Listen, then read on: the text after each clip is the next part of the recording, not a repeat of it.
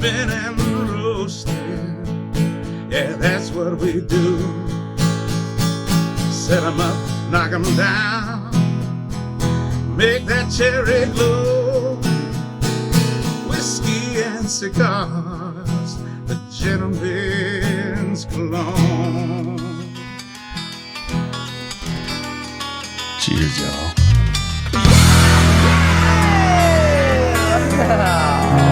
Well. That sounds like a party just about to happen, ladies and gentlemen. Actually, it sounds like the well you would do after you've been to a few Christmas parties. Welcome, ladies and gentlemen, to this fine radio program, podcast, and video extravaganza known internationally as the world-famous Smokin' and Toastin'. Our show is all about craft beer, fine spirits, and hand-rolled cigars. And what's more, this program is in the top 3% of all podcasts worldwide. Which is exciting. We're still doing it. Yeah, that's right. Because a recent study revealed that only 3% of all podcasts are still active and did a show last week. And we are both of those things. So we're in the top 3% of all podcasts. It's, I can understand if you have a podcast about true crime or if you have a podcast about politics or local news. That you might, at some point in time be like, man, I don't have to show up for that today. But this one, I mean, if I don't show up, then I'm not drinking beer. That's right. And you're not smoking. And I'm not smoking cigars. Yeah. And we're not talking about spirits. That's right. So we'll talk about all of those things. And we are smoking cigars today, but more specifically, it's our Christmas show. We're going to talk about pipes. We're going to smoke some pipes today. And we are at the former location of the Briar Shoppe, which is now known as Winston's Cigar Lounge. But they still have probably the best, at least in our city, Houston, probably the best selection of pipes and pipe tobacco of any place that I can think of. For any outsider walking in, if you're familiar with the Briar Shoppe, there's not a lot of change. The lounge has changed a few things. I think the seats are new and a few other things. The humidor is well stocked, but you guys just got a whole bunch of pipes there too. Yeah, that's really nice. Oh, and the beautiful Petersons and Savinellis all came in. So we'll have that if you're watching the YouTube version of this, you'll be able to see some clips of that. We'll shoot some video of the interior of the humidor too, which has been, I think, really beefed up. Yes, along with this change to Winston's Cigar Lounge. But the Briar Shoppe is kind of a Houston institution. It's been here for a very long time, and it's kind of known as pipe smoker haven or heaven. Yeah. What year did the Briar Shoppe open? 1962. So yeah, 62 years. That kind of thing. Yeah. Bill is our guest. Bill, introduce yourself and tell everybody exactly what you do here at the Briar. Well, my name is Bill Scoggins, and I'm one of the proprietors of the Briar Shoppe. Family-owned business, third generation proprietor, and got the fourth generation right around the corner. That's amazing. And since it is now Winston's Cigar Lounge, we'll talk to you a little bit about that later in the show. What made you decide to change the name? What changed internally for you guys when you did? And of course, we want to talk about pipes today because we don't know anybody who knows pipes better than you guys. Yes. And that includes Ian, who knows pipes pretty well. So I'm a pipe novice. I brought my one pipe, and I'll be smoking it. Ian, of course, will be showing off and bringing multiple pipes from his pipe collection. But then Bill sat down and put his pipes down and made us all look a little lackluster. You're going to put your pipes back into the bag. I get it. These are just a few. We do want to give a special thanks to our special guest from last week, Dominic Sung from the Whiskey Social, and actor and spirit maker Graham McTavish, who talked to us about a lot of things, including his spirits, which, by the way, I know we kind of poke fun at some of the celebrity spirits, but Graham's are very Can't good. poke fun at that one. Yeah, they're great, especially that rye is so very, good. very good. We also want to thank our show beer sponsor, our good friends, Abby Heim and the group at Great Heights Brewing. We are enjoying some show beers from Great Heights here. And I want to mention, I thought this would be an appropriate time to mention, since it's the holiday season, Spirit of Giving. It's our Christmas show today. And Great Heights is our show beer sponsor for this month. I was enjoying one of these yesterday, the Fruity Pellets. The Fruity Pellets, yes. And it hit me that this IPA, and I'm the IPA guy on the show, this IPA is so good that it has now entered the rarefied air of my top 3 IPAs of all time. Can I guess that? Is that going to be Ghost in the Machine? Ghost in the Machine is one of them. Lone Pint, Yellow Rose IPA. and then Fruity Pebbles, right? And then Fruity Pellets is the Fruity Pellets. Yeah, sorry. it is now in the sacred top 3 of my favorite IPAs, and that's a pretty big deal because I like a lot of IPAs and like different ones at different times and when I'm in different moods. And I also love their Blue Tile, which is what you're drinking. But yeah, so the Blue Tile is an interesting one. This is a well balanced, but on the lighter side of IPA. Even though it comes in at 6.6%, it doesn't fight with cigars, right? Which is unusual. But This is a more traditional IPA anyway. It's not juicy and hazy and everything else like that. Well, I'll tell you, Fruity Pellets is, and if you are into hazies, quite hazy, yes. If you're into hazies, I don't know if you can do much better than that. So there's my big endorsement. We have a lot going on in the program today. We will be talking pipes, of course, and that'll probably be our primary conversation, but it will not stop us from trying some beers. We have from Definitive Brewing Company, their Helles German-style lager. They are out of Portland, Maine. That sounds fun. I don't think we've tried any of their stuff. We'll be tasting from a brewery, first time we've done these guys, from Johnson City, New York, called Beer Tree Brew. That's the name of the brewery. Beer Tree Brew. We'll be trying their Wild Trees double IPA. Okay. And then from an outfit we've tasted beers from before, from Akron, Ohio, the Hoppin Frog. Oh, yeah. We'll be trying their Frosted Frog Christmas. It's a barrel-aged Frosted Frog Christmas. That sounds interesting. And I brought along an extra Christmas ale, too, which if we have time, we will get to. But we'll also, of course, be bringing you the most popular segment on the show. This shows up in the second hour of the program. It's a little thing we call Drinking News. Drinking News is where we bring you a story from the news that is sometimes, but not always, about drinking, but is always best enjoyed if you've been drinking. And by the second hour, we will have been drinking. Yes. So that works out for us. Our Drinking News teaser headline for today: what's in a name? A lot, apparently. And while we're on the subject of teaser headlines, we will also bring you a drinking fact. I thought I'd do that so you could then put the ukulele down for a few minutes.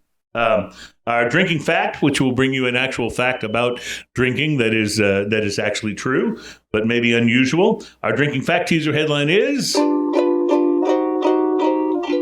I always knew there was a reason that Ian drinks.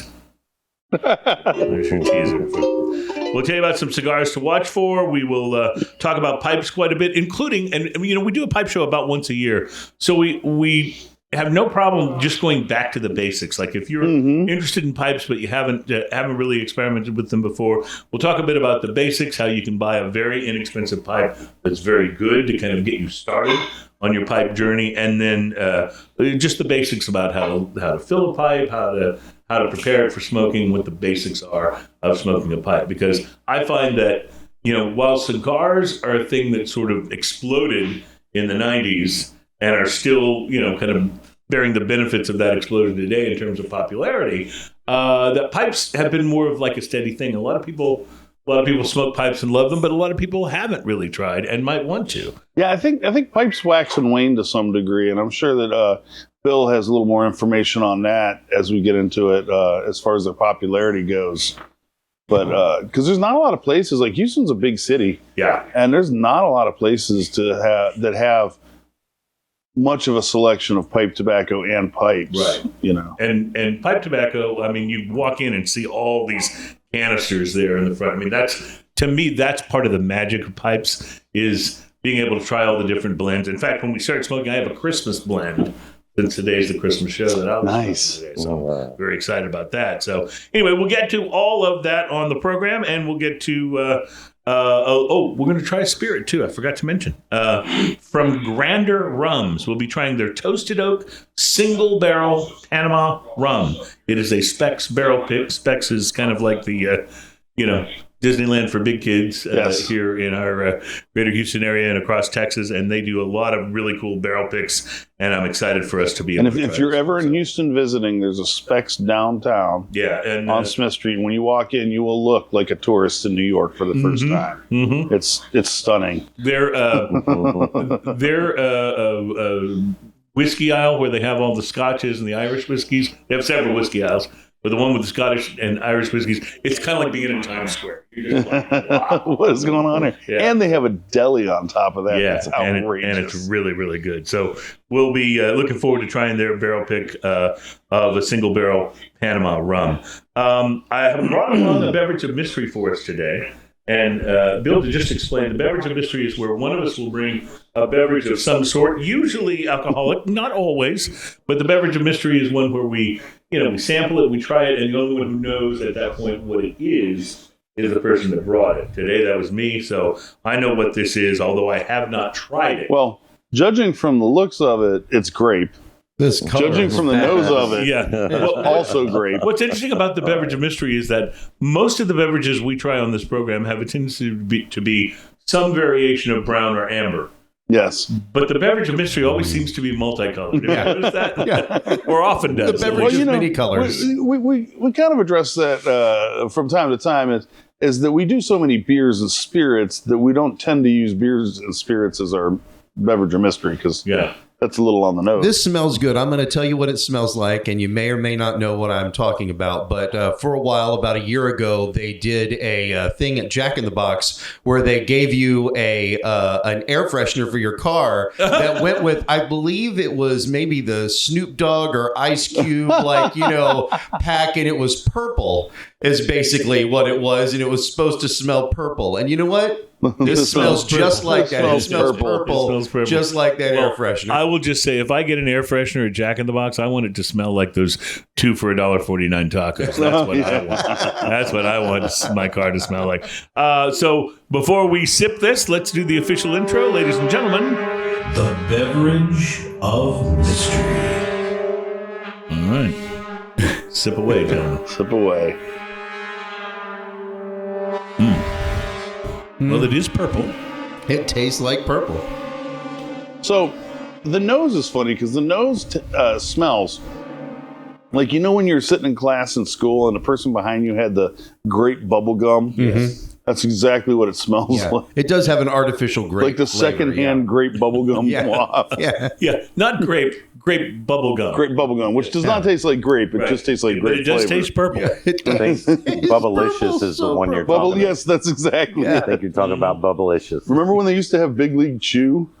Oh, my God. Yeah. Oh boy. So I don't, although this is a bit sweet for me and just kind of reminds me of that awful drink that my aunt had at her house, which came in the plastic jugs, and it was some sort of grape, something Like the grape and you would- barrel drink, and those it was little very, barrels. It was very gritty when you would swallow. Yeah, this isn't gritty, but it reminds me of the taste of that. And I have to say, I feel like the finish on this can only be described as cloying, which is not necessarily a great way you want the finish. Is there lavender in here? I don't know. Ooh, I'm not a lavender. fan of lavender. So I'm not really either. I don't hate this though. Like I don't I wouldn't hate it. reach for it.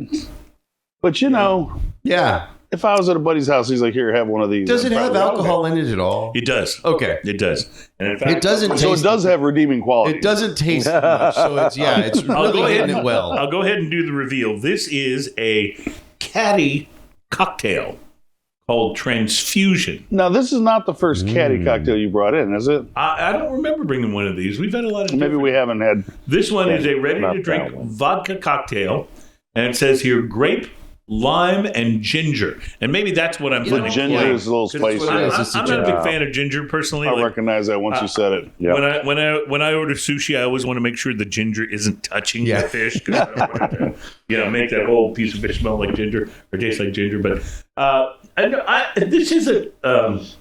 this is drinkable, I would say. Yeah, I don't hate it. Yeah, but It's certainly better. Is it something you can get here, or is it something you have to order? Okay. No, I found this downstairs actually at Oh wow. Phoenicia in Yeah. my building. So, Yeah. but yeah, caddy cocktails. They have several different kinds and flavors, but I thought transfusion sounded important. So Transfusion. that's why I chose transfusion. But yeah, I don't hate it, but I don't love it. What about you? Do you like this? You know what? I was going to use the word a little chalky when you said gritty, Yeah. but I don't hate it either. Yeah. It's just not my cup of tea. Yeah, that's good. I think that's a good description overall. Well, we keep trying these canned cocktails because we figure they're so popular. We've got to eventually find one that's pretty good. Once in a while we do. One of the most surprising ones we found was the Doritos one. Oh, I love that. Doritos, like if you like a classic Doritos orange drink, that's what the Doritos orange alcoholic drink tastes like. It just tastes like their orange drink. It does. Plus some sort of spirit. A little bit of something. I saw that at the Walmart. I was like, Well, these things take up an incredible amount of shelf space now. Yeah. When you go into, whether it's a Walmart or H-E-B or Specs or whatever, it's they take up quite a bit of shelf space. So it's worth trying. What if we find something that we all love? Well, that'll be the day. That will be the day. It won't say White Claw on it because that stuff has that aspartame aftertaste. White Cloy, they call that. White Claw. We're going to take a break and be right back. We are on location at Winston's Cigar Lounge, formerly known as the Briar Shoppe in Houston. And we're going to be talking pipes today, and we'll get to that next.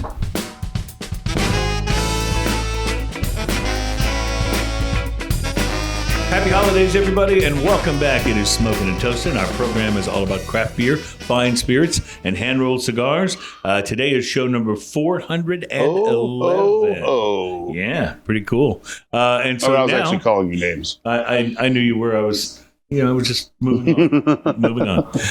So it is time to do the drinking facts. So, Terry, if you would get us in for it, that'd be great. And now it's time for another Smoking and Toasting Drinking Fact. The only part that I really don't like about being on location, I love that we can smoke, but I hate that we miss being able to hear the fanfare in our headphones.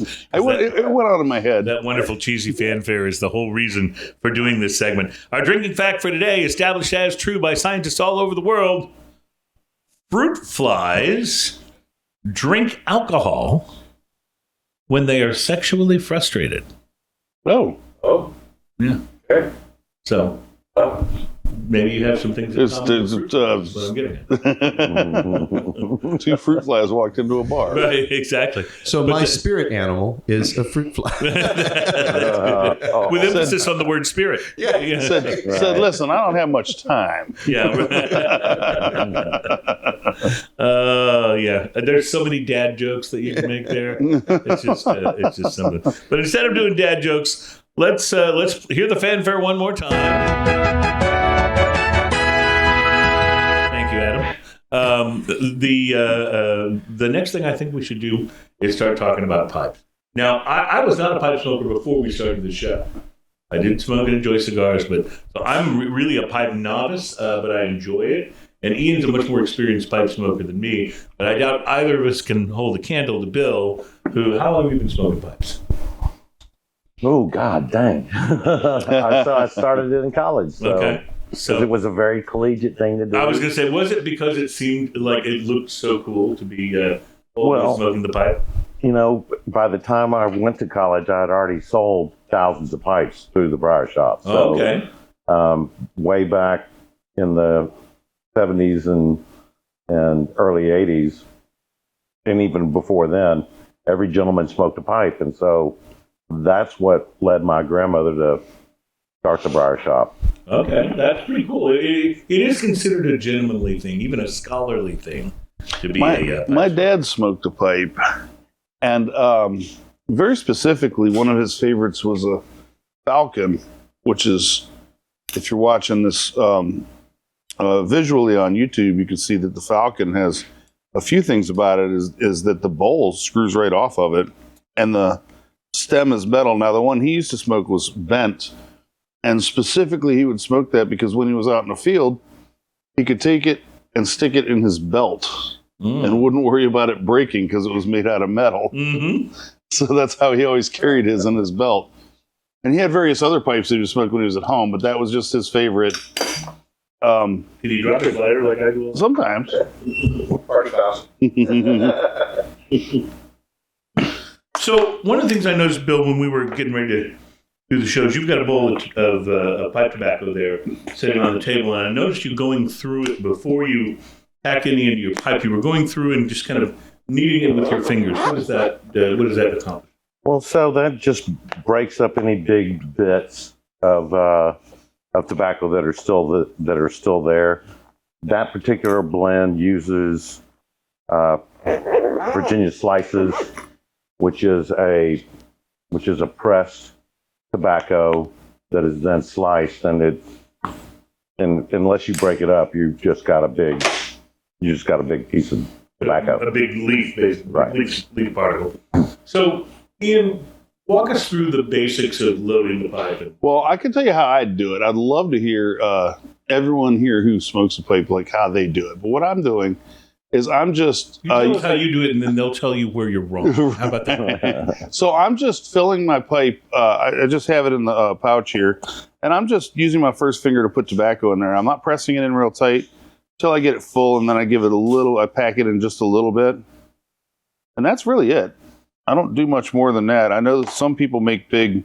Then you use like a cigar, a pipe tool to tamp it down? Well, I will. When I light... What I'll generally do, again, just tamp it a little bit. I'm not putting a lot of pressure, just putting it just below the bowl. And then I'll try to light it evenly across. Mm-hmm. Big, long draws. And then while it's lit, I lightly tamp and then relight. Now, I always seem to have trouble keeping my pipe lit. What am I doing wrong? You have trouble keeping it lit? Keeping it lit, right. If I stop to talk for just a moment and go back to it, it's very often not still lit or only lit just maybe a tiny bit. And I have to kind of relight to get it smoking fully again.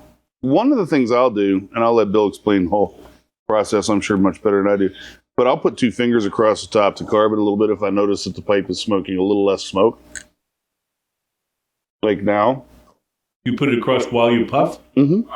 Mm. Now, I may have mine too full. And that'll force the air a little bit faster through it, which will give it a little more heat. And you can notice what Bill is doing right now is what I was talking about, where he's just kind of kneading that tobacco gently with his fingers to sort of break up the longer pieces, right? Well, that is what I am doing, but I'm also doing something else. And so that might dovetail into one of your issues about keeping your pipe lit. Okay. Is that so there is a moisture component to the tobacco. And so what we normally do around here is if we know we're going to smoke a bowl, we'll take the tobacco out 10 or 15 minutes beforehand and kind of spread it out either in a bowl or sometimes, depending on the moisture component, on a paper towel, and try and allow some of that surface moisture to dissipate. Right. And that makes your tobacco more smokable. So we want to talk about that more when we come back. We got to take a break. It's Smoking and Toasting. We're on location at Winston's Cigar Lounge in Houston. Welcome back. It is Smoking and Toasting. Our program is all about craft beer, fine spirits, and hand-rolled cigars. And today we're talking pipes. And by the way, not only is this a big show because it's our Christmas show, and we did a little gift exchange before the show started. Can I show off what Ian gave me? I'm so excited. Because these are not easy to find. It's a bottle of 10-year Eagle Rare, ladies and gentlemen. I will be having a Merry, Merry Christmas. I figured you'd like that. Yes, sir. Thank you. Very, very kind of you, sir. So we are also, in addition to it being our Christmas show, it's show number 411. 411. Yeah. So we are excited to be Call before you dig. 411 on pipes today. And Bill is here from the formerly the Briar Shoppe. It was a Briar Shoppe since, 1962? 1962. And now it's Winston Cigar Lounge, but still with one of the best selections of pipes and pipe tobacco you'll find anywhere. And you were explaining, before we went to the break, about how you'll take some pipe tobacco out of the pouch or canister, whatever you've got it in, and you'll put it in like a bowl. You've got a little wooden bowl there. And not only do you use that to kind of like break it up into smaller pieces, but is there something about it being out and being exposed to the air for a little bit before you smoke it that is helpful? It is. It just takes some of the surface moisture off of the tobacco, and makes it much more smokable. Does it help you keep it lit? It does. Okay, It good. does. That's good to know. So that's why I was dovetailing into your issue with keeping the pipe lit. If I just sit and smoke this and just keep puffing on it, I have no problem. But if I pause to talk or pontificate, which is a pipe thing, it will often. I know you have a longer stem than I do. That's Well, the whole trick is that you take a puff and you look like you're about to say something, and you point vaguely, and then you decide not to say something. And then you don't say anything at all. So professorial of you, sir. I mean, all I need now is patches on my elbows, right? Well, so is there, I notice you're using a match to light yours. Is there an advantage with cigars? Oftentimes people say there's an advantage to using matches over a lighter as long as you let the sulfur part of the ignition burn away. But is there any advantage to using a match rather than a lighter on a pipe? Well, just for the pipe itself, matches burn cooler than gas powered flame. So matches are your friend. They will light your pipe, but they won't damage your pipe. And so while they do make a lot of accessories that are pipe lighters that direct the flame into the bowl, right? And those are very useful. The torch is definitely out. Okay. So no torches on a pipe, but again, matches are your friend. They burn cooler than any gas flame, and so that's why I use them. That makes some sense. Now, Ian, you were mentioning that the Missouri Meerschaum pipe, the corncob pipe, is a good, inexpensive first pipe for people. So one of the statements I made, and actually me and Bill were talking about this just before, is when you're buying a pipe, if you're buying your first pipe, the Missouri Meerschaum is a corncob pipe, okay? Now, usually not always with a church warden style stem on here, but it's a corncob brought pipe. one over for us here. Oh, yeah, perfect. To use, so. What does this pipe cost? That one's about $20. So about $20. About $20, you get this great pipe right here.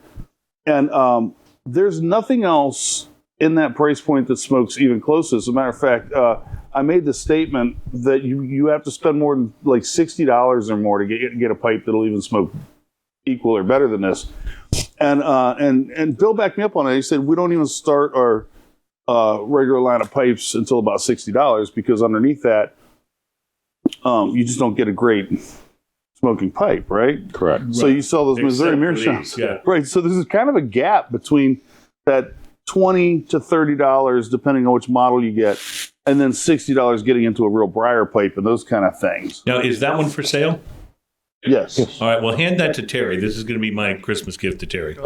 I had something else that I was prepared to get for you, Terry, but I will just drink that, and you can enjoy your first pipe. So, I had two pipes in my hand. Forgot which one I was smoking. So you went over basically breaking the tobacco up, and then Ian said you fill it loosely at first and kind of tap it gently with your finger. Well, this is how I do it, but he has a whole nother way of doing it. Well, so we've all had discussions about the proper way of loading your pipe. And what we've decided is there's no one right way. Okay, got it, yeah. But there's about 1,000 wrong ways. Right. And so there is a learning curve that you've got to get over the hump. But we're able to help you do that. Here, we'll give a tutorial if somebody comes and buys a new pipe. Right, so people can actually, they come and get a pipe, they can actually like hang with you for a little while, and you'll show them what to do. Mm-hmm. That is Absolutely. awesome. Yeah, and there's no shame in asking those questions. You're not expected to know how to do this. Mm-hmm. You know, you come in. These guys are here to help. You ask them the question, and they're going to walk you through everything. I love that. Yeah, and that's, you know, we talk about this all the time about cigar lounges, how there's such like community around the people that come and hang and you know, smoke cigars, and you can be sitting with, you know, someone who's completely on the opposite end of the spectrum from you, whether it's political or religious or whatever. But if you're enjoying cigars together, that's all that really matters, and it's a common thing. Is it the same way with pipes? Is there a community of pipe smokers that's similar to what you find in the cigar realm? You know, it is.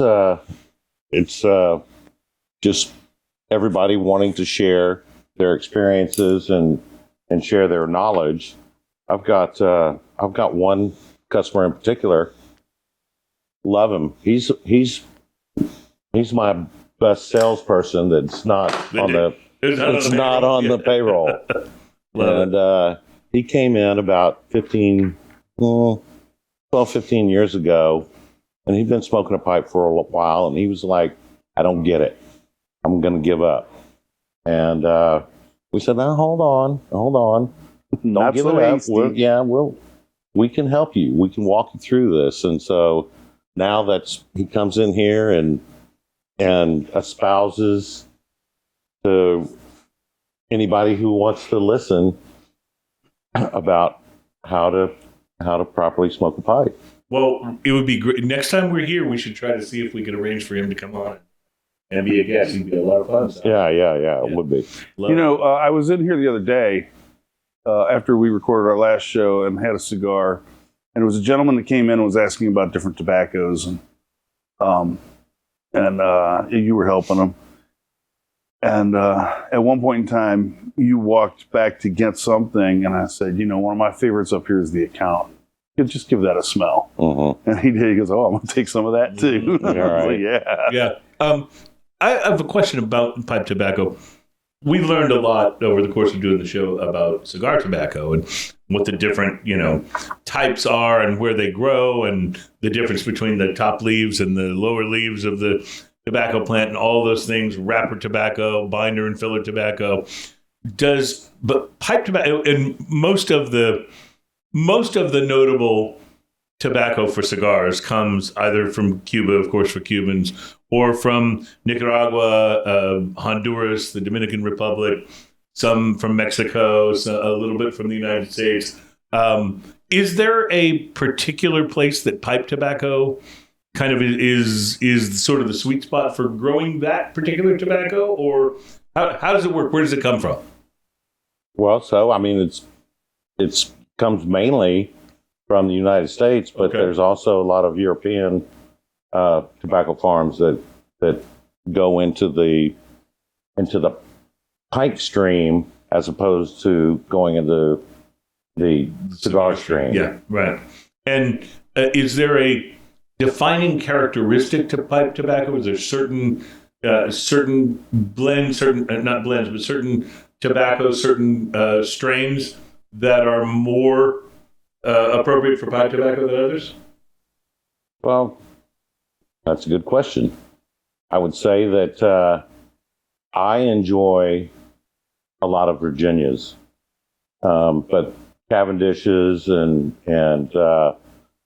Latakias and Perique are also part of that. So break that down for us. I think we've got time in this segment. We got about 3 minutes left in this segment.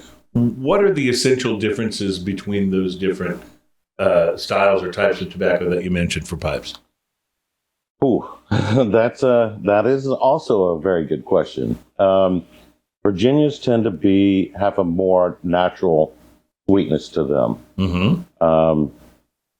Cavendishes lend more to taking on the flavors that you're trying to impart with aromatic tobaccos. Okay. Burleys are a little bit stronger in nicotine content. And most Latakias are flue cured and have that really meaty old meat pit dying campfire essence. Interesting. I do want to come back to that, but we need to make sure we take time to taste. Perique a lot of times is noticeable because it adds a little bit of pepper. Well, it sounds like even the word sounds peppery, right? So let's do a quick beer tasting here before we round out this segment. This is, and you can see the can on the table there in front of you, and it's from Definitive Brewing. I believe the first time that we've had a beer from these guys on the program. This is a Helles Lager, which is a German-style lager, and so right off the bat, we're expecting more malt, less hops. But let's see where this goes. Now, I'm going to go ahead and tell you after the first sip that this plays so friendly and so refreshing with the pipe tobacco. Interesting. And what pipe tobacco are you doing? The This account? is the account. Okay. Right. I have a sort of a special Christmas blend. I'm not sure what that means, but that's how it was. That's how it was labeled. And what are you smoking today? The Detective's Blend. The Detective's blend. And is that a more aromatic? Oh, Is it more... Texas blend. Oh, that's the great. Texas. Oh, I thought you said No, Detective. no, Detective. Detectives, but I heard it So- wrong. Okay. Well, see that fit for me because Sherlock Holmes, famous pipe smoker, even though he's not real, but he did love him some pipes. He did. And he probably did as much to popularize the notion of the pipe as something that makes you look thoughtful. Santa Claus was traditionally depicted with a pipe. Well, that's why it makes perfect sense for us to have our Christmas show here. Santa and the pipe. Yeah, a right jolly old elf. Yeah. But Frosty did too. Remind me to Did tell Frosty you the smoke a story pipe? of I how think- Corncob pipe. oh, he did, and you would think that that's Red right. nose. Yeah, you would think that smoking that corncob pipe would be disastrous for Frosty. Yeah. Yeah, he already has enough trouble keeping it together. Yes. I'm wondering, but you were right. With this Christmas blend, this is a wonderful compliment to it. Yeah, there's something about that Helles that bright and refreshing after the It has pipe. a little more hop to it than I would have expected on the finish, but it's definitely got the maltiness up front. I'm enjoying this. This is It's very good. very, very refreshing. I'm digging it. We have more beers to come. We're going to talk more about pipes. We're going to smoke pipes more, and we'll talk a little about cigars too. It's Smoking and Toasting on location at Winston Cigar Lounge, and we'll be right back.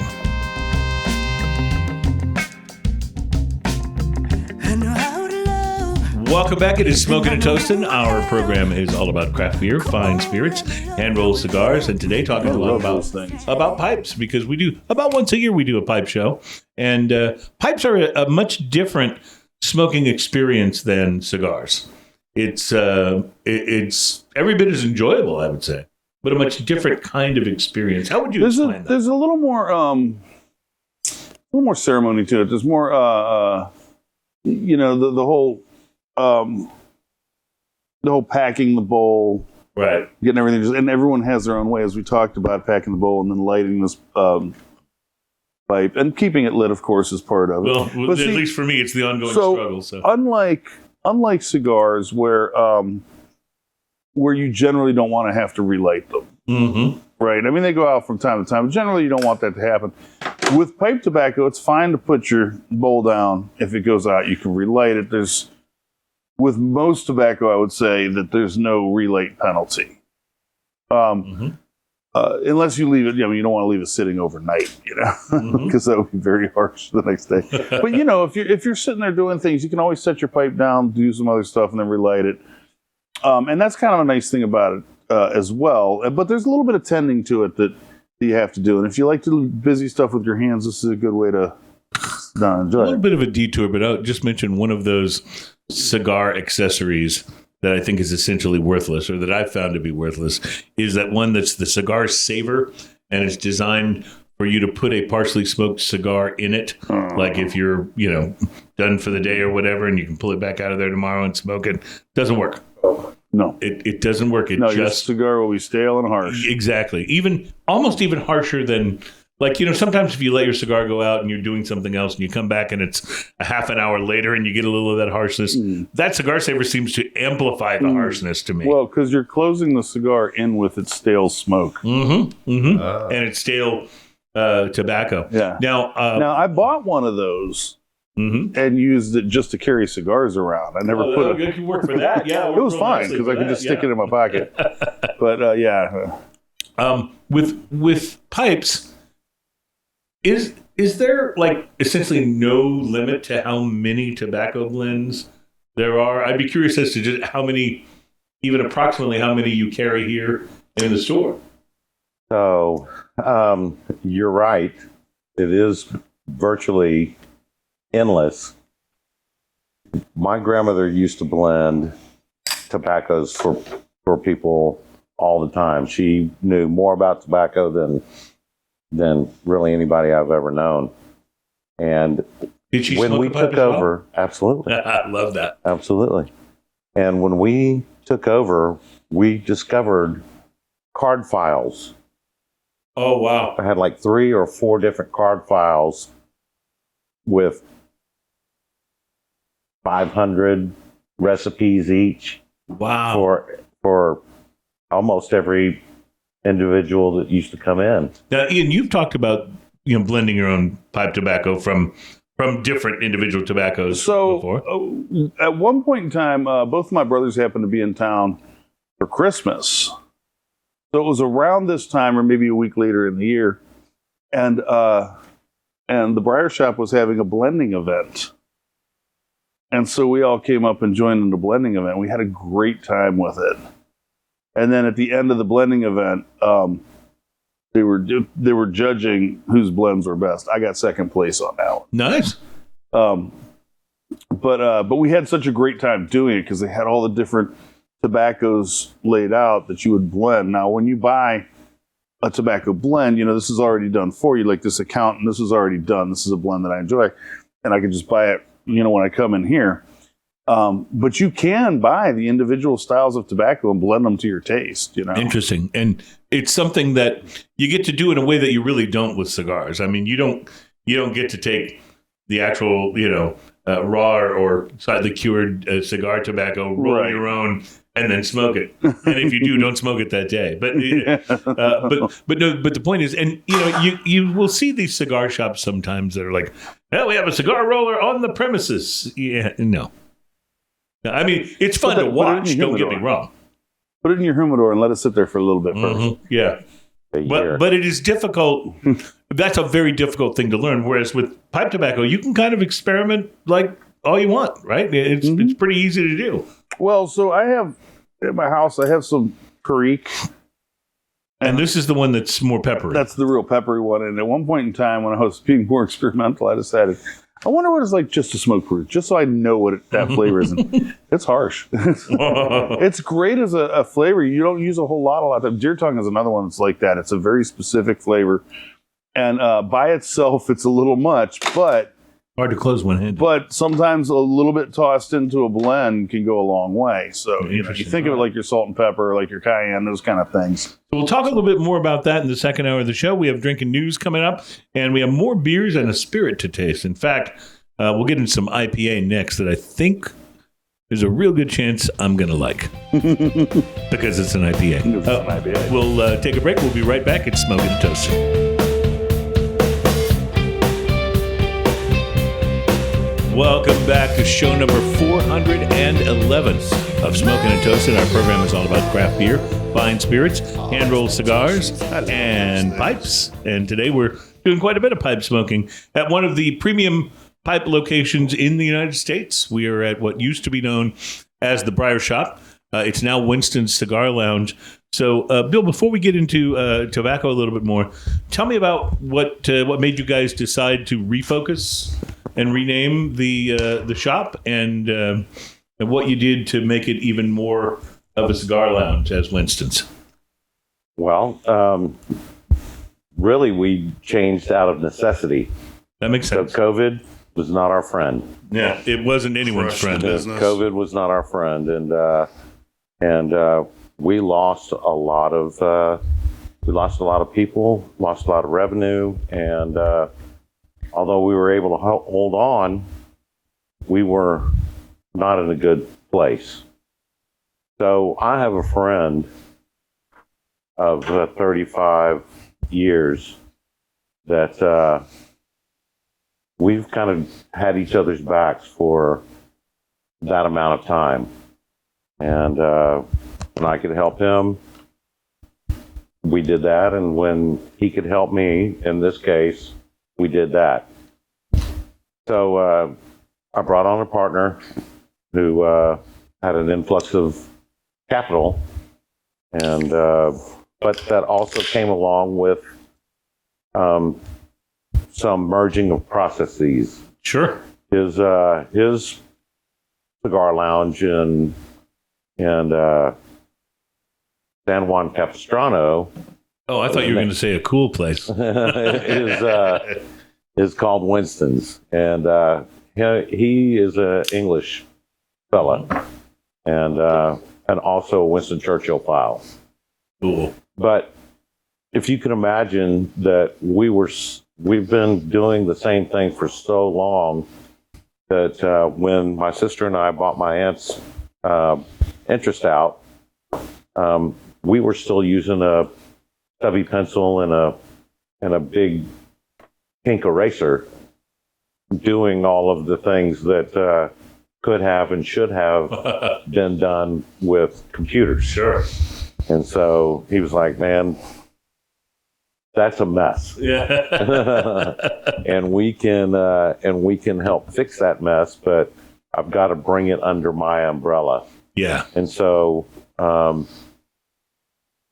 in order to stay alive and keep doing what we do, which is providing great hand rolled cigars and imported pipes and tobaccos, we did what we had to do. Now, while you represent, the history and the longevity of a shop like this, I'm guessing that your coworker here represents the sort of hipster vibe.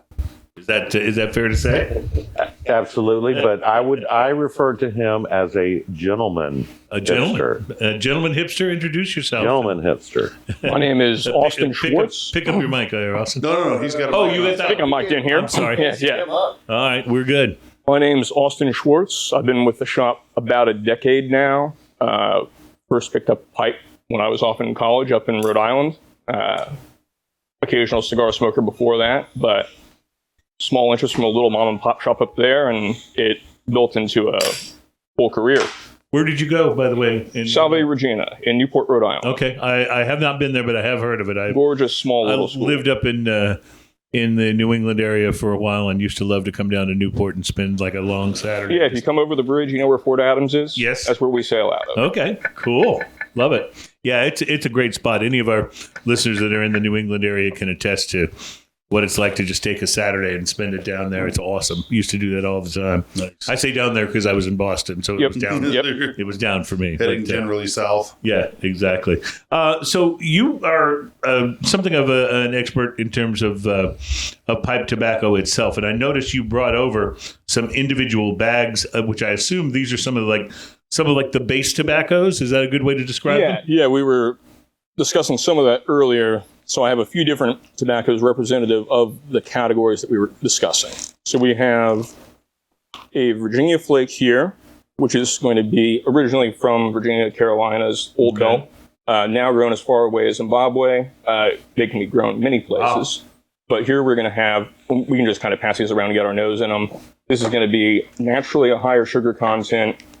We don't have any flavoring on that tobacco. That's just all naturally occurring. And just before we get too far, let me ask you this. With cigar tobacco, you can grow the same strain in a different place and get a wildly different result. Yes. Is that true for pipe tobacco as well? Yes. So we talk more about point of origin for the tobacco than we talk about necessarily where it has to be from. Okay.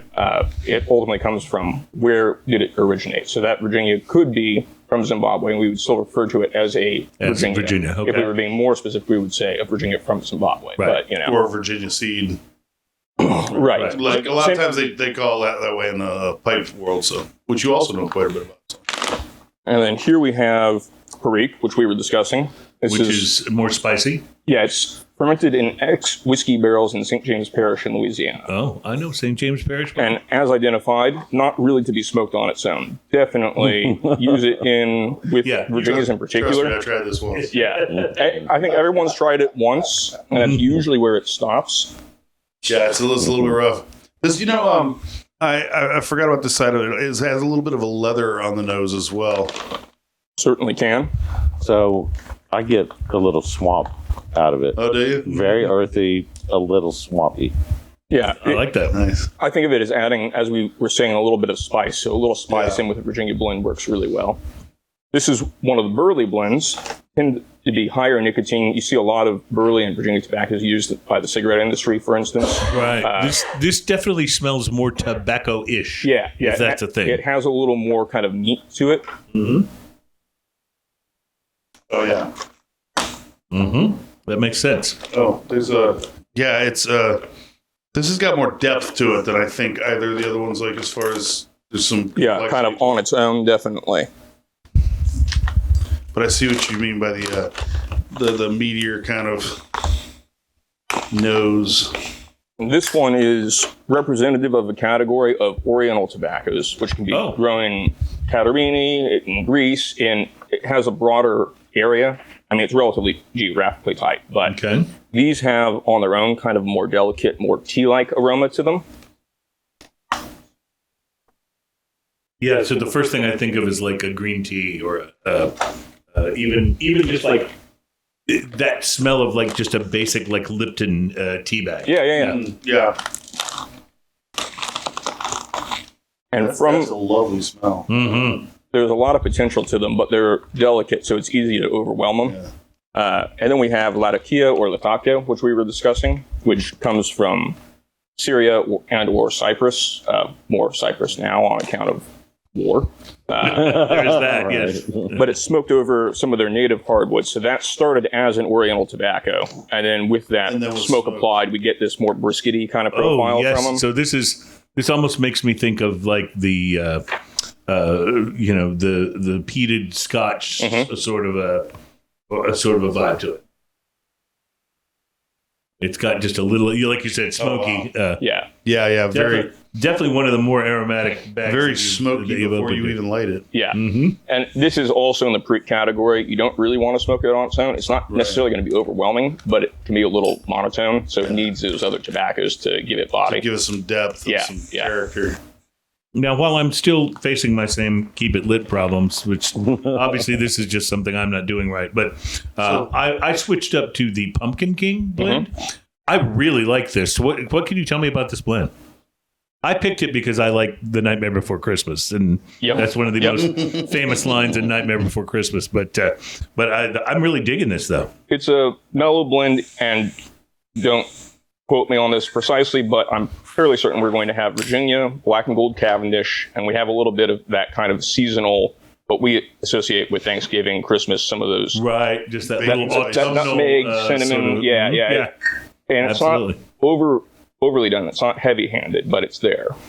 Now, is this on a tobacco like that? Is that something that they add to the tobacco, like like an overspray or a? Yeah. So when we talk about a tobacco that has been flavored, so topping is an initial process that happens on almost all these tobaccos. It's casing where we add the flavoring to it. Okay, gotcha. Or I may have just reversed that, and I may have just put my foot in my mouth. But one's one, one's the other. You know more than I do. Not to steer us away from that, but I want to make sure we have time to talk about this IPA. Ian, I see you have been doing some research. I've been doing research on this. Yes, already. What can you tell us? It's quite good. You're going to love this absolutely if you haven't tried it yet. But this is fruity right up front. It's also got that cream.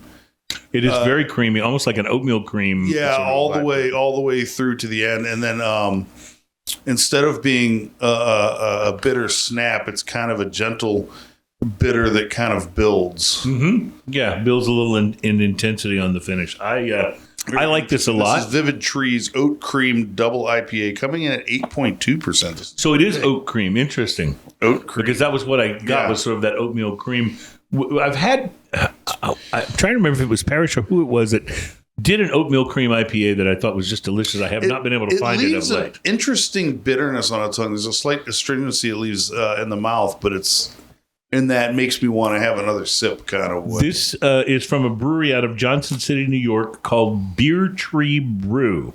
And the beer itself is called Vivid Trees, which I would assume is a nod to autumn in New York, which can be very beautiful tree-wise. Yeah, the label on here is beautiful. Just the color and kind of reflective silver behind it. Well, I enjoy this a lot, and this is something I would drink on the regular. So I have to go see if I can find this. I think I ordered this online, so I have to see if I can find it. But that said, at least here in Texas, we get a number of New York beers available. Brooklyn Brewery's beers are Evil Twin. Readily available. So that's longest beer names the longest beer names ever, and they're very creative. But I like this Vivid Trees a lot. It also has the distinction. There are a lot of hazy / juicy IPAs that taste very similar to each other. This one seems a little more distinctive. Like it's kind of on its own, but it is delicious. It doesn't have. It has a little bit of grapefruit, but it's not straight up grapefruit. It almost has almost a grapey kind of flavor to it. And it's not really orange either, right? But more like orange zest, if that makes sense. Right. It's almost like reminds me of like an orange cream soda. Yes, and reminds me a little bit of. We used to get when I was a kid. My mom would get the stuff that was orange grapefruit. And it was both orange and grapefruit juice, I suppose. Who knows? I don't think it was High C, but High C with 10% real fruit juice. 10% real Yeah, I don't know if I'd juice. put that on the can, you guys. But anyway, that's what it reminds me of a little bit with both flavors in there. All right, we got to take a break. We will be back. It's time to try rum, and I'm real interested to see how that rum is going to go with this Pumpkin King tobacco. I bet it's going to go well. Very excited. So we'll take a break. Decide what and pipe to lay next. we'll be right back. It's Smoking and Toasting.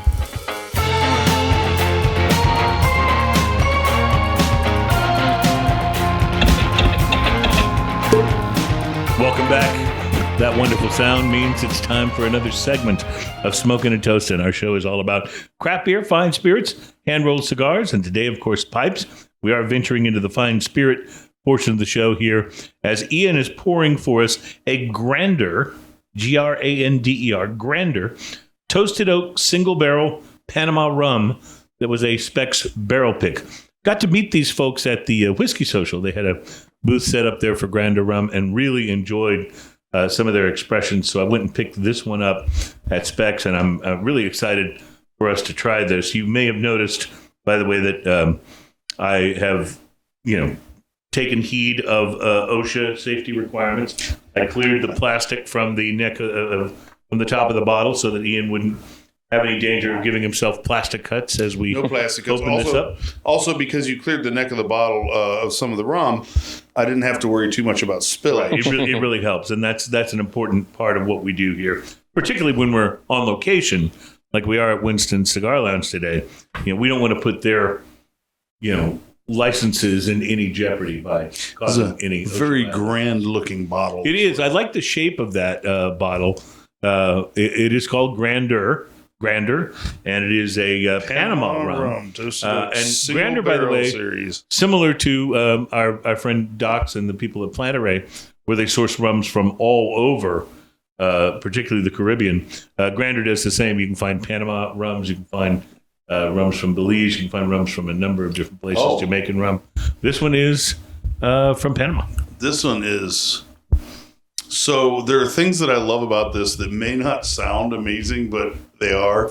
This one is sugar in the raw right up front.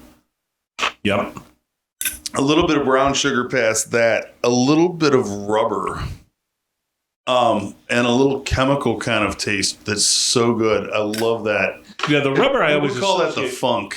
Right, with the rubber and the funkiness I always associate most with Jamaican rums, but there's a definite element of it here as well. And then this has what I would almost refer to as a whiskey hug on the back end. It's a very, very intense and very powerful. What is the I get a alcohol pretty full vanilla profile. Yeah, which there's one of the things I love. In my favorite rums have always got a little bit of that vanilla and almost like maple quality to them. And what is the ABV? This is barreled at 109. Okay, so you can tell. Yeah, you can tell because it is not a gentle rum on the finish. No, the finish comes up pretty quick too. It's a pretty quick heat that happens, but it's also not a spicy heat, and it's not a harsh heat. It's actually delicious. Warm. Yeah, we said 109. Mm-hmm. Doesn't feel like 109 in proof. Some of the proofy, overproof stuff drinks hot. It doesn't feel like it's drinking hot to me. No, you don't notice this until the hug comes and gets you. Yeah, the finish is definitely where, and the subsequent whiskey, or in this case, rum hug, is where you really get most of that There's heat. a very mineral water undertone to the whole thing too. That I like. Terry, what do you think? I think it's good. And once you said Panama, I just have that song in my head now. Panama. That's what it tastes like. No, it's really good. If I remember correctly, you're a fan of rum, Bill. Yes. How do you like this one? I like it. Like it? Good. It is. It's a really interesting. It's good. A really good warm rum. Mm-hmm. About a $60 bottle. When we started doing this show, I didn't know much about rum at all. My dad loved rum, but he loved any rum. Bad rum. He loved bad rum too. That was my problem. He used to put it in his iced tea, which was also quite terrible. Yeah. Maybe, I don't know. Like, it wasn't for me, that's for sure. But so I had some preconceived notions of what rum was, and I've learned that it's one of the most varied spirits. Like, Yes. I think even more so than whiskey. Like, rum and tequila both have such wide range of profiles. You can get rums that drink more like whiskeys. This one kind of leans that way a little bit, but you can also get some that are so mellow and gentle, and those are generally the ones that I prefer. But to me, this is kind of like a best of both worlds, because I'm getting the vanilla. Yeah. I'm getting that sort of maple and those oak wood kind of notes. It says aged 8 years in ex-bourbon American white oak barrels and another 9 months in separate ex-bourbon American white oak toasted barrels. Interesting. The second barrel was used once by Kentucky Buzzards Roost Whiskey to finish their bourbon. Bottled uncut and unfiltered, this rum was distilled, aged, and bottled in Panama. It's delicious. It's very nice. Yes, it really is. I'm a fan of rum. Tequila is my spirit of choice. Rum probably is second, and then whiskey for me.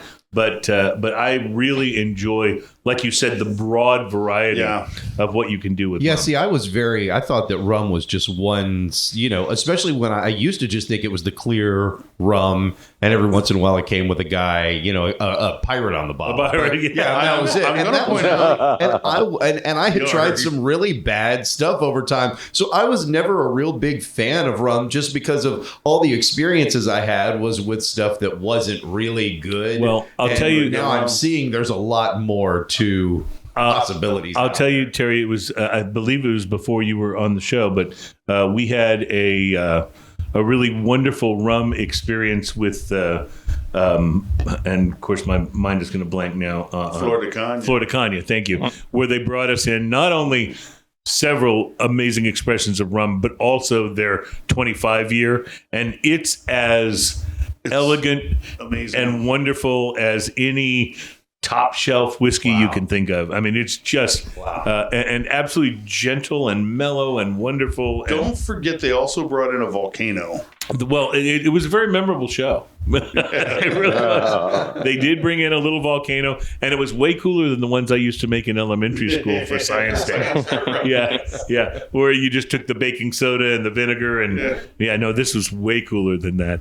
But yeah, I'm a rum fan. Terry, I don't know how we're doing on time for this segment, but I know this is a short one, so we'll wrap it up quickly. When we return, we still have more pipe tobacco to talk about. We still have a little Christmas ale to taste, a little Christmas stout, and we have drinking news. So there's a lot to come. It's Smoking and Toasting. Thank you guys for checking out our pipe show.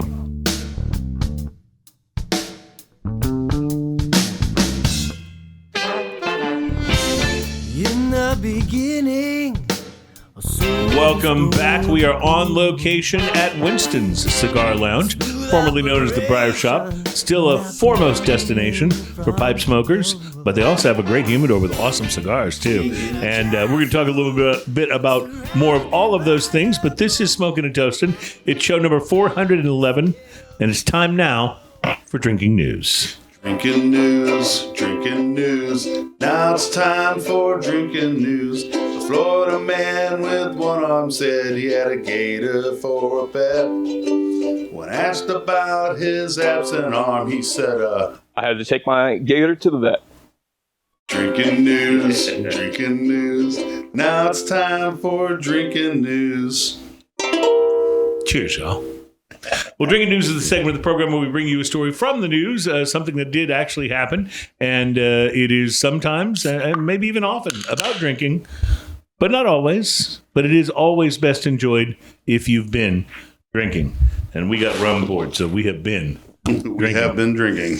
You know, this is our holiday show. It's our Christmas show, and it seems like every year during the holidays, with the exception of during COVID, of course, a record number of Americans travel to be with their loved ones to celebrate. AAA estimated that over 80 million Americans traveled 50 miles or more over Thanksgiving, which is up about 1.7 million from 2023. Some people drive, of course, while others suffer the indignity of stuffing themselves into increasingly shrinking airline seats and sharing very small spaces and life-giving oxygen with God knows who for the duration of their flight. And think about this. Statistically, at least 1 in 3 do that in a middle seat with some mouth breather from the Okefenokee swamp sitting on either side of them, absolutely refusing to share the armrest. Okay, maybe they're not from the swamp, but I could swear that's what happens to me every time that I have to take a middle seat. In any event, articles abound on the internet and are broadcast on TV news, although I'm not sure who watches that anymore, but about articles about how to travel safely and efficiently during the holidays. And far be it for us here at Drinking News to be left out of this holiday travel trend. So in today's segment, we're going to do our best to give you some practical advice. So, Practical even. if you're headed to Australia this Christmas and you're taking along a whole bunch of illegal drugs, you might want to be smarter than the subject of our main story today. According to various news sources, a California man... A California man? Yeah. I don't even have a song for that. You can't do California man. There you go.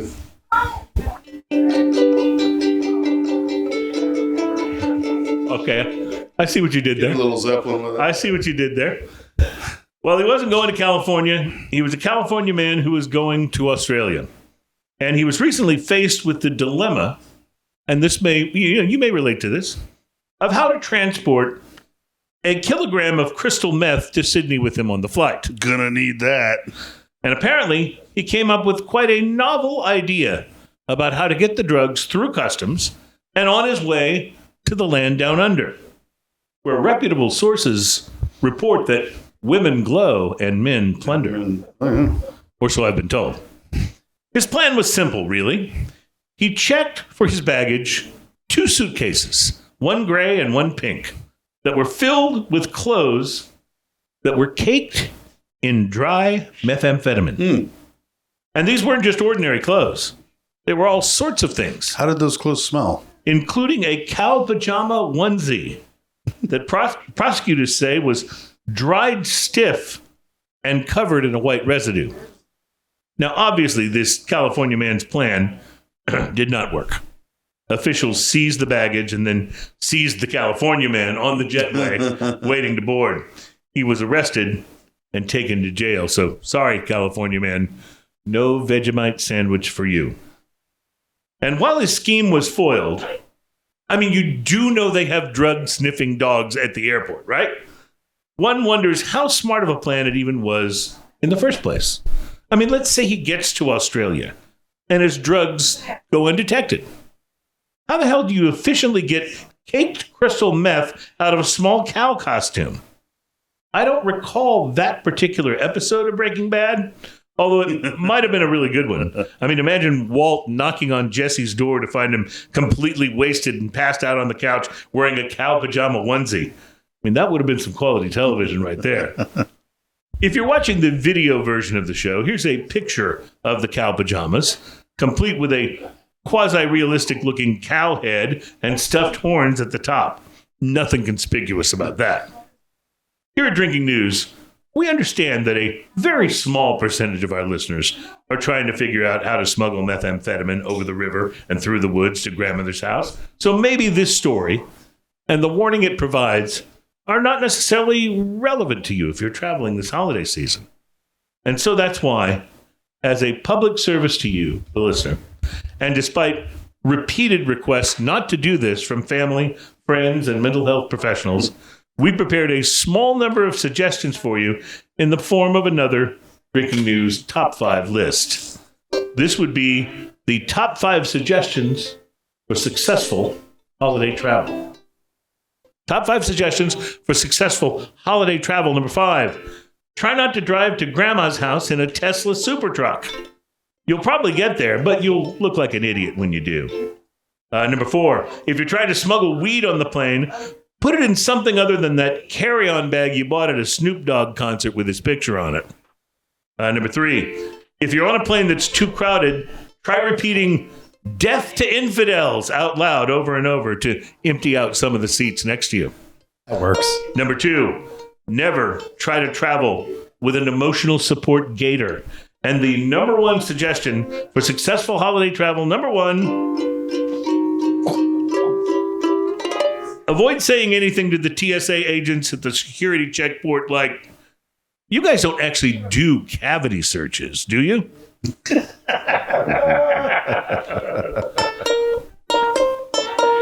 Reporting live from grandmother's house, where I'm hoping Grandpa loves the cow pajama onesie I got him for Christmas.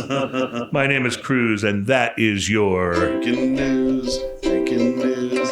That's our time for drinking news. Cheers, y'all. See, there's no way I could have kept a pipe lit during drinking news. No. Even my cigar went out, so I'll have to No, you even cracked me up. I played the little thing at the end wrong. That's all right. That's all right. It works out just fine. So we need to pass some of these down. Oh, we certainly do, because we have some interesting beer to try. Now, this is a Christmas ale, or I'm sorry, not a Christmas ale. It's a Christmas stout. A Christmas stout. It's a Christmas from Hoppin stout. Frog, barrel Hoppin' aged. Frog. No, barrel aged Christmas ale. You were right the first time. Oh, it was okay. Frosted Frog Christmas is the name of it. Coming in at 8.6 So ale. we had brewed a with stout spices. from these guys on before, I believe. What does it say? Spices? So small. Oh, cinnamon, ginger, and nutmeg. Okay, is this going to be a Aged second in thing whiskey today with barrels. ginger? I don't know how I feel about this. I'm not a fan of the ginger, but although, in fairness, I was always a Marianne guy, not so much a ginger guy when it came to. You went there. A 3-hour tour. Okay. Oh, I'm smelling my rum. I already knew what that smells This like. is delightful. Let's talk about this. This Christmas ale. is exactly Christmassy. Now, Hoppin' Frog is. They nailed it. I mean, it's a weird name and it's a weird frog on the can, but it's a very reputable brewery. It's a robust beer up front, and then it's a snickerdoodle finish. I get gingerbread. Gingerbread. Sure, yeah, absolutely. There's definitely gingerbread.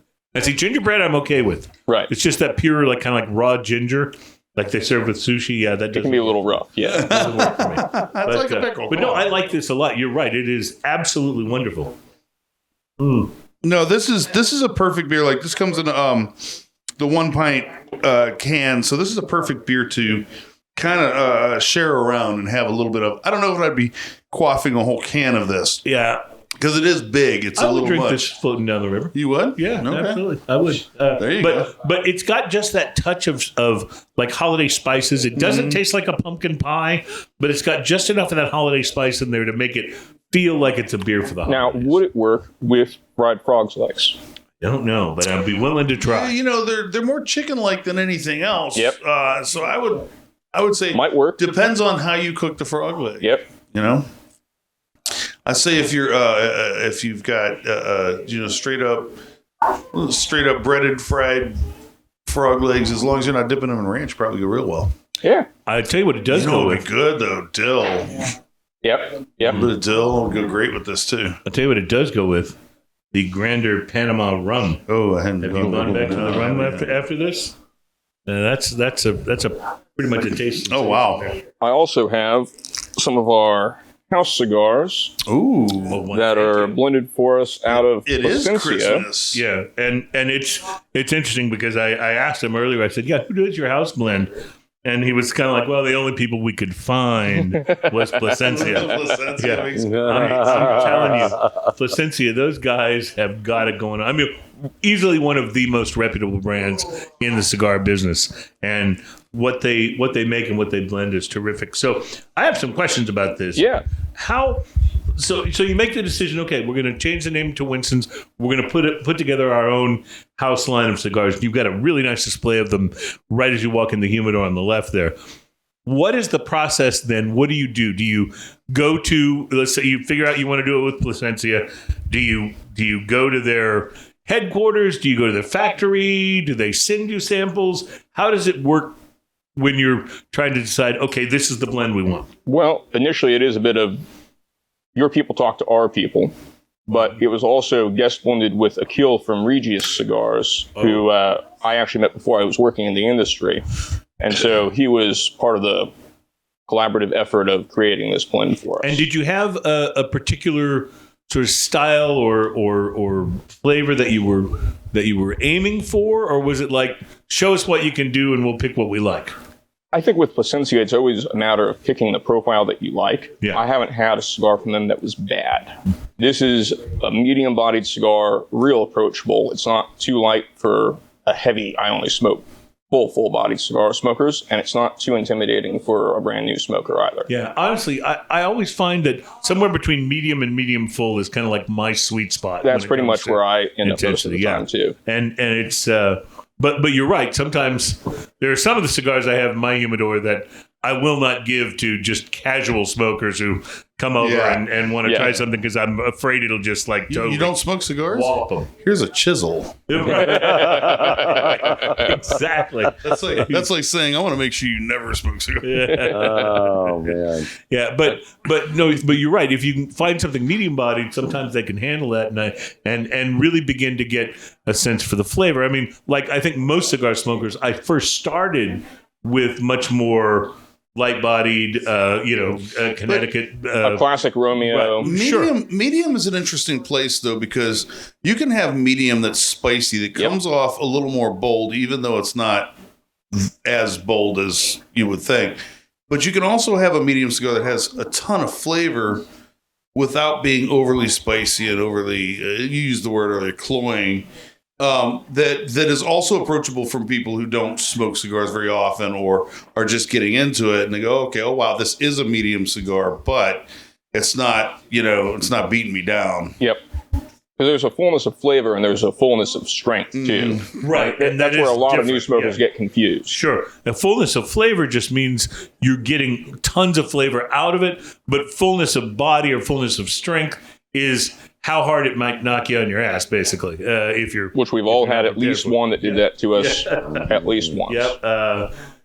La Aroma de Cuba, I'm looking at you. Yes, my very first Aroma de Cuba was like that. I think I got halfway through it and I was like, ooh, I'm starting to sweat. So I know we only have a moment left in this segment. We do have one more. Ian, I just couldn't resist bringing an extra beer today because the folks out of Oklahoma, who obviously have nothing better to do, at Prairie Artisan Ales, because they live in Oklahoma. I can say that because I used to. They have come up with a holiday beer that has plenty of little Santas on it. These are the guys, we talked about this on last week's show, that we tried that Pistache Brothers Stout a long time ago and still are remembering it to this day. And by the way, I saw that on the shelf at Specs, so you can find that if you're looking for it. That Pistache Brothers is so good. So good. But I thought, and if we don't have time to talk about it in this segment, we'll do it in our final one. But I thought maybe you could pour some of this since we did a Christmas ale, maybe a Christmas stout would be appropriate. I'll pass this around. And again, we may not have time to finish it up in this segment, but we'll certainly talk about it in the next. And we want to kind of put a bow on a pipe show and just come back one more time and talk pipes just a little bit before we're done. But I am confident that the guys at Prairie Artisan Ales have cooked up something special for us, and I have not tasted it. On the nose, nice. Let's take a quick sip, and then we'll take a quick sip, and then we'll take this a quick looks break. like beer that I'm going to love. Very interesting on the nose. Oh, yeah. On the nose, it is amazing. On the nose, this is almost going into barley wine territory. But wow, it really is a Christmas beer. Wow, it is. Which you can tell when you taste it. It just tastes like the holidays. Oh, it tastes like happiness. We're going to be happy and celebrate the holidays while we take a break, and we'll be right back to wrap up the Pipe Show from Winston's It's Smoking and Toasting.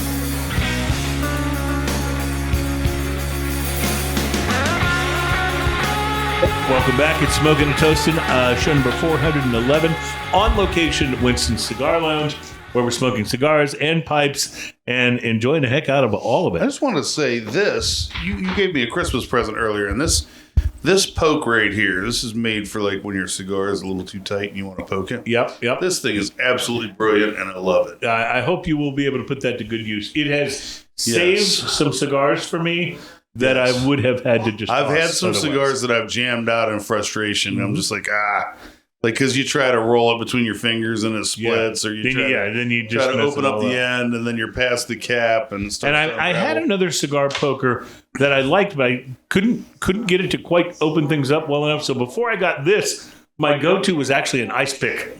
Oh. And I would take an ice pick and try to stay as close to the center of the cigar as I could, and that would open it up a little. But this just does the job. I've actually used a drill bit. Yeah, this does the job with. This does the job with a much smaller poker in diameter, but those little whatever you call them, the way it's flanged Little on barbs, the ends, yeah. the little barbs pull the tobacco out, and it does a really nice job to help with some of those occasional cigars that you get that are just packed a little too tightly. So I just wanted to go back to this Prairie Artisan Ales Christmas ale here. Christmas. This is the stout. Ian, help me with the correct. This is the one that looks basically like motor oil.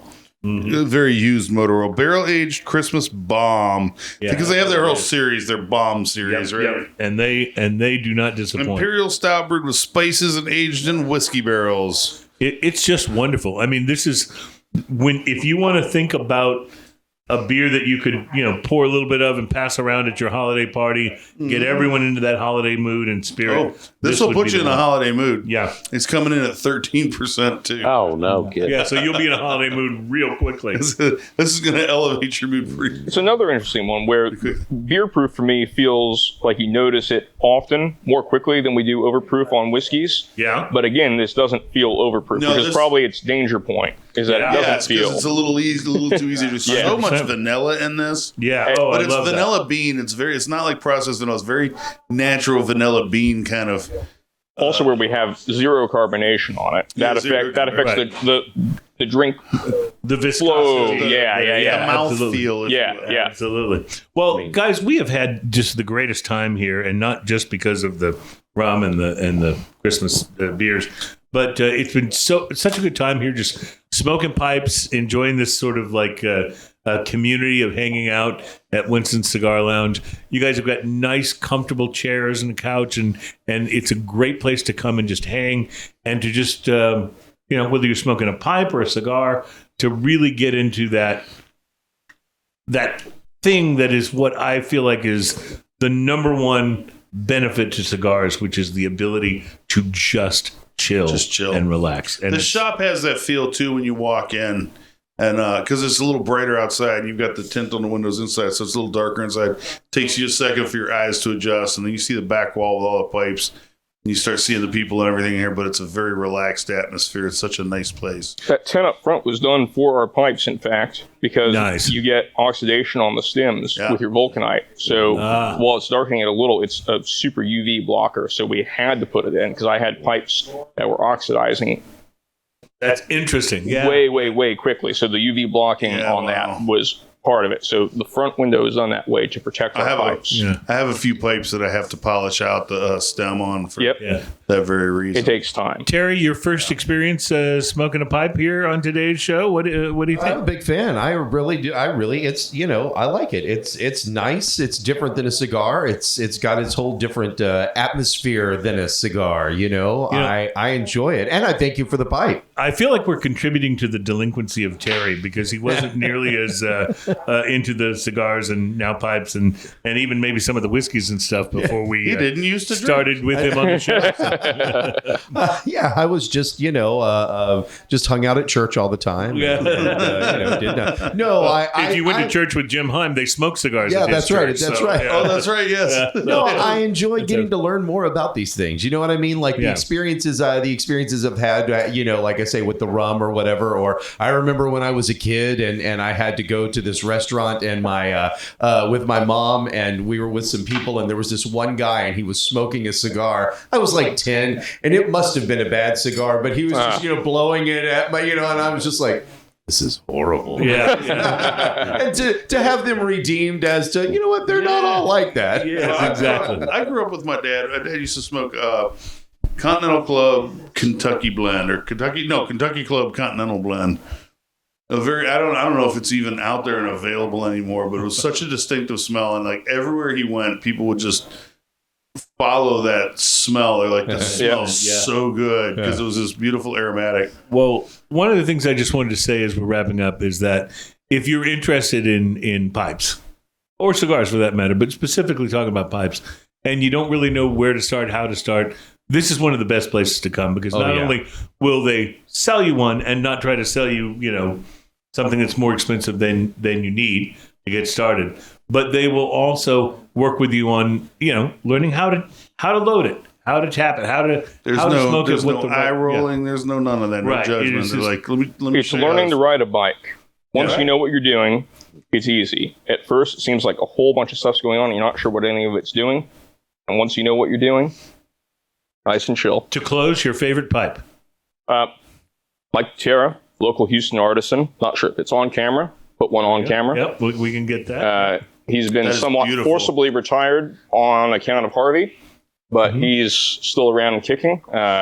One of my good friends, met him ages ago.